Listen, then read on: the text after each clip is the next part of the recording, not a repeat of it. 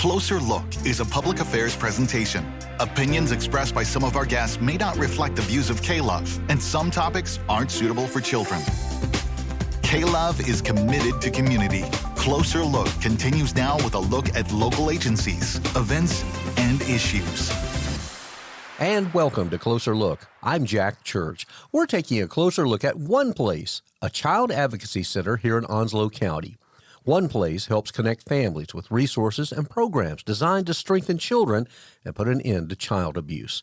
To help us learn more about One Place and the children and families it serves is Dawn Rochelle, who is the CEO. Dawn, thank you so very much for joining us on Closer Look. Oh, it's wonderful to be here. Thank you so much for having us and for helping us to share our resources and what we do in the community. Well, Dawn, we are very happy to have you here as well, and I'd like for us to maybe start off with you telling us a little bit about what One Place actually is and the mission that drives your work here in Onslow County. Yes, Onslow County is home, as so many know, to one of the largest presence of military in the United States, being the home of Camp Lejeune and New River Air Station. And we love our military families.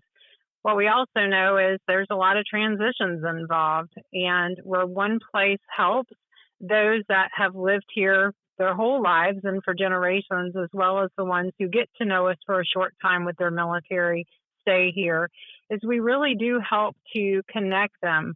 We like to think of ourselves as sort of a secret decoder ring, if you will, because we want families to feel welcome no matter how long that they're here. And we know that raising young children and children of any age doesn't always come with a rule book. And we want to ensure families have what they need and can connect with whether it's the service that we have or a service that we know exists in the community. How exactly did One Place get its start, and how has the organization maybe evolved over recent years? Yeah, 27 years ago we started, actually, and we started with a focus on early childhood education as a sort of an offshoot of the Smart Start initiative in North Carolina. It's very North Carolina specific. And the whole premise of that funding from the very beginning is that it would create a new nonprofit and it would leverage public and private support. And we're so proud. Our board and our staff have worked so hard over the past 27 years to really evolve with one of the fastest growing communities in North Carolina. I remember when I started in 99, we had about 15,000 children 0 to 5. We now have over 22,000. Our growth continues to outpace so much. So I feel like sometimes we're always just trying to catch up. And so how we have continued to evolve is to, meet the needs of the community. The cell phone that I'm talking on now didn't exist when we started. And so I think it challenges us all, especially for families to be very timely with information, for them to be able to access information for their children and for their families, because we know that being in a new community, as much of our military families are, we know that access to information when they need it is critical to reducing stress. And we just seek to continue to improve with protective factors in the community, whether that's a little free library that we've grown to over 90 places in the community. So you can give a book, take a book. It seems like a very small act, but a lot of civic organizations like Rotary and Kiwanis and others have helped us just to make sure that families can see the presence in the community and connect back to One Place if they need more information outside of a young child's book. Well, we know, as you mentioned, One Place serves a wide range of needs here in the community. Could you maybe walk us through what some might call the core programs that you're offering? Absolutely. Again, I've been talking about young children, and so we know that when parents work or go to school, they're many times looking for a safe and nurturing place for their child to be. So we partner a lot with our early child care community. We have a number of child care centers around the county that we partner with to make sure that they're quality. So when a parent walks in looking for a place for their child to be while they are working or in school is state of the art. And childcare has evolved over time with its standards and the requirements needed. So we're that technical assistance, and we also help connect families to it through our Child Care Resource and Referral Program. We are an early Head Start grantee, and so for families that, and for your listeners who know of Head Start, that's been around since 1965, in this community, our organization is proud to have been a part of both Head Start and early Head Start coming to the community to be able to just sort of reach those families that find themselves needing some extra assistance economically, and they need that extra help with child care vouchers and just wraparound support. So we are really proud to be an early Head Start agency. And then, of course, we move on into preschool and help families find that through North Carolina's preschool initiative, and really just wrap our arms around in preventative strategies for young families. And where we sort of expanded our mission in the mid-2000s is to answer a community's call, because we have had historically a high rate of child abuse here. And that's where the Child Advocacy Center comes in. If you're just now joining us, this is Closer Look, and I'm Jack Church, and we're continuing our conversation with Dawn Rochelle. Dawn is the CEO for One Place, a child advocacy center here in Onslow County. Well, maybe let's talk about that advocacy portion of the work that you're doing there, and what One Place is doing to address child abuse prevention and intervention, for that matter. It has really been a journey. I am a professional social worker and have worked in the public child welfare space. And coming into a nonprofit, as I did in 1999, we knew that not only from just what professionally I felt called to do, but was to really bring a community together with a multidisciplinary approach, having no idea that a child advocacy center model existed and was actually created in Huntsville, Alabama in 1985. So a group of community members were meeting, and we were able to discover this model through a student that actually I had in a course. And we talked about it and said, yes, this is what we need. Because the ultimate goal of a child advocacy center is that if the worst imaginable thing that a parent can imagine happens, which is that they suspect their child has been abused or neglected, is that child being cared for in a state-of-the-art trauma-informed model where the child tells a story one time. I think all of us know what it's like to walk into an emergency room or somewhere else where we just need help. We're not even sure what we need, but something has happened, or we don't know what's happened.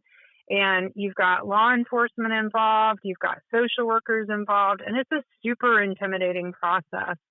And so what a child advocacy center seeks to do in that day of service is to really help a family know, and a child in particular, know that they're going to be helped. It wasn't their fault. And what we're trying to do is to get that story so that if something has happened, it can be used in prosecutorial evidence.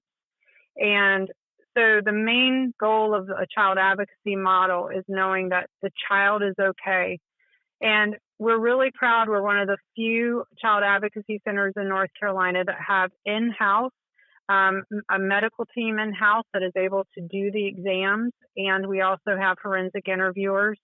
And again, all of this is in support of what is required of law enforcement and departments of social services in North Carolina. And so we seek to be the neutral party, that's sort of the hub that helps everybody know who's on first, what needs to happen next. And we're there to support the family all the way until justice is served. It seems apparent that, of course, One Place doesn't do all this work alone. What would you say are some of the key partners that you say collaborate with to serve the community, and how important are those partnerships? Oh, again, we were founded on a public-private initiative, and I believe that it takes government, business, advocacy, and philanthropy to solve any problem in the world. And we have tremendous partners in our multidisciplinary team, all jurisdictions of law enforcement to include our federal partners. And we also have our county departments, which is our health department, our Department of Social Services, our local hospitals. We have two in Naval Hospital and Onslow Memorial. We have private practitioners, the guardian ad litem, and certainly the district attorney's office and the court system for that specific program is invaluable. And our donors have been just, everybody is called to different philanthropy, and we're so blessed to have a loving community that helps us, whether it's stickers for the kids when they come in, or our amazing quilters who've made over 4,000 quilts. So when children come in for their medical exams, they can be wrapped in a hug that they can then take that quilt with them. So you know that nothing great is ever achieved alone. It is always by grace and by faith and by people really seeing themselves as a part of that mission. Of course, I'm sure there are many stories and experiences that you could share, and maybe I would like for you to, if you could. Of course, we're not going to use names, anything like that, but maybe an experience from someone you've helped that really stands out and shows the true impact of what you're providing here. Absolutely. I can think of a few. When a child has been hurt, it's a really scary place, and many times what sort of creates that moment where a child discloses is sometimes built over a long time, unfortunately, and the child finally, it's enough, or someone discovers it, and they're in this place of telling, and many times it's telling on somebody that is close to them, and that takes a lot of courage, and it also creates a lot of panic and anxiety. And one of the stories that we say sort of catapulted us into looking at more trauma-informed space and how do we serve the children differently with our forever home that we're currently in process of building, was a child that just could not breathe and needed air. And we were able to help that child to walk out. And at that moment, we also knew that we needed more green space, and we needed more places where children could be okay, and they knew that it was a completely safe zone with no perpetrators on site. And I can think of the child that, I talked about the quilt and wrapping the child in a quilt. And we had a mother that called us in a panic that said, "Look, my child has lost their quilt. Can you please let them have another quilt?" And we're like, absolutely. And it signifies that sometimes these very small, simple interactions of a caring community, again, those quilters started making it because they were called to the mission, having no idea what that blanket means to a child. And in fact, one of the recipients of the quilts has now started making quilts in her college years. And is now returning those to other children in need as she was. If you're just now joining us, this is Closer Look, and I'm Jack Church, and we're continuing our conversation with Dawn Rochelle, who is the CEO for One Place, a child advocacy center here in Onslow County. Dawn, you mentioned earlier about how over the years things have changed. In particular, you mentioned, of course, cell phones. And that leads into the question of what impact is social media having on our children and families? Yeah, it's a great question. And, it's a challenging question. I think as a therapist, as a mom, as a One Place leader, that, it's hard for children to escape once they've been given the device in their hand. And, when I was growing up, when I got off the bus, I was off the bus. I was in my home. I was kind of in my bubble, and I didn't go back to anything from school unless it was in my thoughts or my homework. And I think that what we see now is we feel like we're so connected, but in a lot of ways, it creates sort of these other mental health challenges that really have to be monitored for anybody with a device in their hand, not just children, but it creates challenges because every time that we are scrolling, we're trying to, in a microsecond, decide, is it relevant? What does it matter? Does this affect my worth? And a lot of times it's by the like and follows and all of those things that happen, or trying to, go viral and the algorithms change. I think the main thing for parents to know is that the brain needs slow, consistent, nurturing discernment that only humans can actually give each other.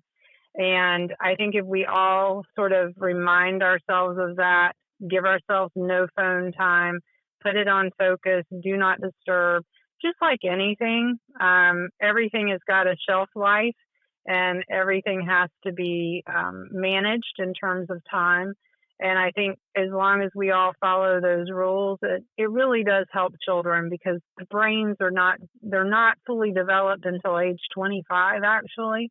And so the more we just keep that in mind, that our brains need a break, is what's helpful. Well, needless to say, we're all in agreement that we are seeing an impact from social media and the devices being used so much. And with that having been said, and you're out there, you're spreading that message, do you think, is it finally getting through? Do you think we could be getting close to people going, okay, we get it, we need to back off a little bit because we are endangering not just our mental health, but our kids and others? Yeah, I think so. And I think that as a child advocacy center, unfortunately, what we see a lot of are children being exploited on different platforms. There are AI generated tools that can be used to simulate pornography. So there's a lot of things in the space that not most people don't want to think about happening, but do, and it just creates another layer of needing to monitor, and it just changes. It used to be that it took 10 years for things to change, and now it seems like 10 things happen every minute because of social media. So I do think that everyone is aware of it. I think allowing ourselves the time to really study and to put ourselves in places of learning is what is needed, because it is used against children and to exploit children. And it is very real. All we have to do is talk with our NCIS agents or our local sheriff's office or our local municipal police departments, and it is very real. So the monitoring of that is critical as we go forward in life. Let's talk for a moment, too, about your staff, the people behind the scenes there who are doing this work, which can be incredibly challenging. You must have an amazing team. We do. And it's, talk about evolution over time. I was the fourth employee hired, and now we have 63 positions. And we have the most extraordinary humans that are called to do this work in early childhood education, and also to help children that are victims of child abuse. And we are so proud of everyone, because everyone has to work on themselves in order to be a part of this. So talk about mental health and brain health. Secondary trauma can be real. And we seek to bring really state-of-the-art training and support and really help our early childhood educators, our staff, our multidisciplinary partners to really be about taking care of themselves and how can we show up and support them, because the work seems never ending sometimes. And many times our work, we won't see the outcome of it, right? We'll intervene, we'll help. And what we love getting is sort of those updates on children that we have served, whether it's been in a preschool classroom or in the child advocacy center, because that really does help feed the professional soul. And we know that in the next couple of years, with our expansion into human trafficking work even more intently, and also within our child mental health space that we are creating, we will be an employer of up to 80 people with professional level supports and a professional environment for them to work in. And that's something that myself and the board are really proud of. Well, outside of paid staff, do you use volunteers? And if someone's listening saying, boy, I would love to help this organization, how could they get involved and what type of requirements might you have? Yeah, well, of course, we do background screenings on everyone. I don't think anyone listening would think that was an odd request given the type of work that we do. But we love our volunteers, whether it is maintaining and keeping our little free libraries, collecting books. We have great partnerships with retired educators, health educators that come in and help us with our literacy programs. We also have, of course, I talked about our volunteers making quilts and collecting items for the children. We just had a drop off of materials from our Child Advocacy Center wish list, and it was a group of friends that got together and collected that. So we also have opportunities for people to serve on our committees. A lot of our programs have additional committee structures outside of our board. Sometimes we find our best board members from our committee structure. So there's lots of ways to get involved. And if folks go to oneplaceonslow.org, there is a link on our site for people to find out how to volunteer and to just ask questions to see if there's a natural fit. Well, Dawn, it has certainly been a pleasure having you on the program. But one final question for you before we do leave. For those that are listening, what is the one message or the one takeaway that you hope they've received in learning about One Place? Be the one. Every child just needs one. Everyone just needs one person to believe us and to share that we are valued and that we are loved and that it's going to be okay. Just be the one. Well, thank you again, Dawn. Once again, our guest on Closer Look has been Dawn Rochelle. Dawn is the CEO for One Place, a child advocacy center here in Onslow County. Dawn, again, thank you for being a part of the program. Thank you. And if you would like to learn more about our conversation with One Place, you can reach out to us via email. Our email address is closerlook@klove.com. That's closerlook@klove.com. For Closer Look, I'm Jack Church. This has been K-Love Closer Look. Find us online at klove.com.